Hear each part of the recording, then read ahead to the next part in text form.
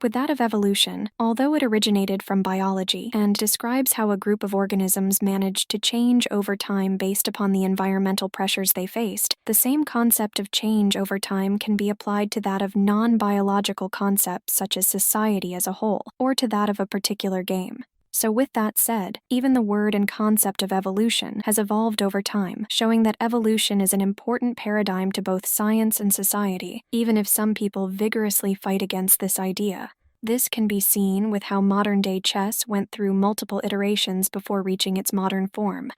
Greetings and welcome back to Checkpoint Gaming, Chess. With this episode, we will be going over Courier chess.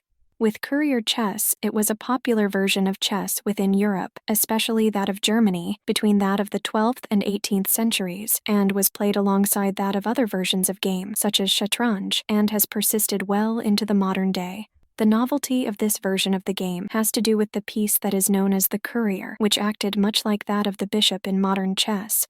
In addition to the Courier, this version of the game also includes that of the Sage and the Jester, and is played upon an 8x12 grid board that is set up so that it is longer than it is wide. The game also comes with 48 pieces, with the players possessing 24 pieces each. With the piece count, they consist of 1 king, 1 medieval queen, 1 sage, 1 jester, 2 couriers, 2 medieval bishops, 2 knights, 2 rooks, and 12 pawns.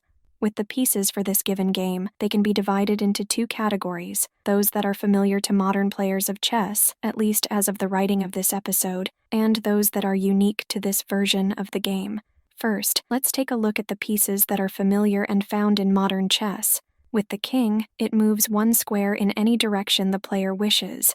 In addition to this, he's unable to engage in castling and will have to always move so that he isn't in a position where he can be captured. With the knight, it is able to move 2 squares along the same rank or file followed by 1 square over, thus creating a right angle in an L-shaped pattern. And this formula can be that of 2, then 1, or 1 and then 2. It just depends upon what the player wants along with what is available. They are also unable to be blocked by the presence of another piece. With the rook, it is able to move to any desired number of squares that is found along the rank or file from the square that it is currently located. With the pawn, it is able to move 1 square forward, but in order for it to perform a capture, it will have to move 1 square diagonally forward.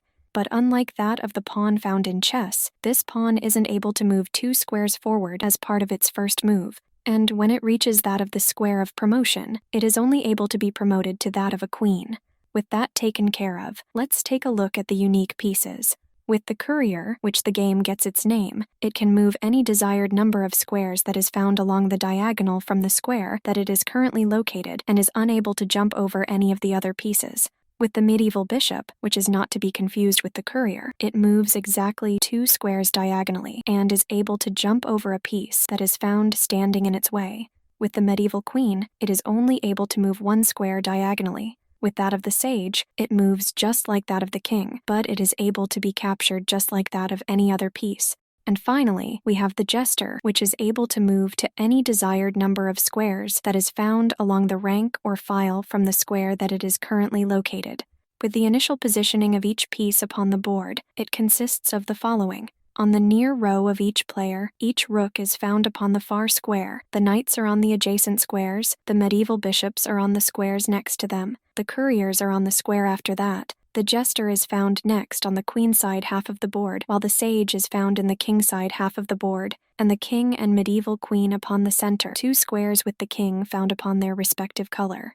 With the pawns, they're found upon the second nearest row to the player with 1 pawn found within each square. It is worth noting that with the sage, jester, medieval queen, and king, they are all positioned directly facing each other on the board in this initial setup. At the beginning of the game, each player is able to make 4 peculiar moves.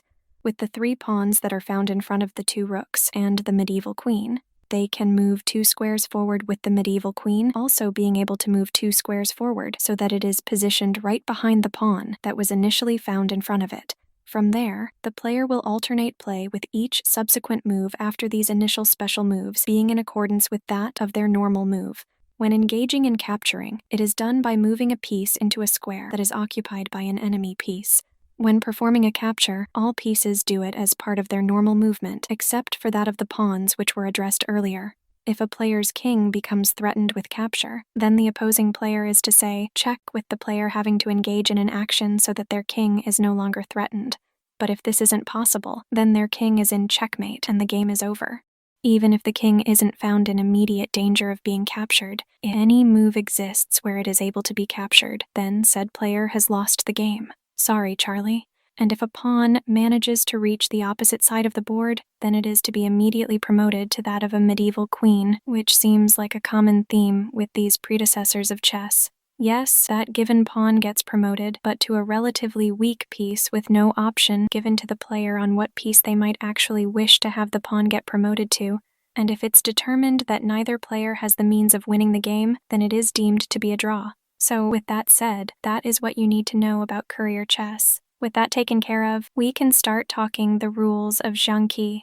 If you liked this episode, feel free to give it a like, and if you want to stay up to date on any future episodes we upload, go ahead and subscribe.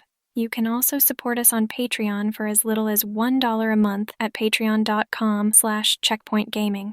See you in the next episode, and happy gaming.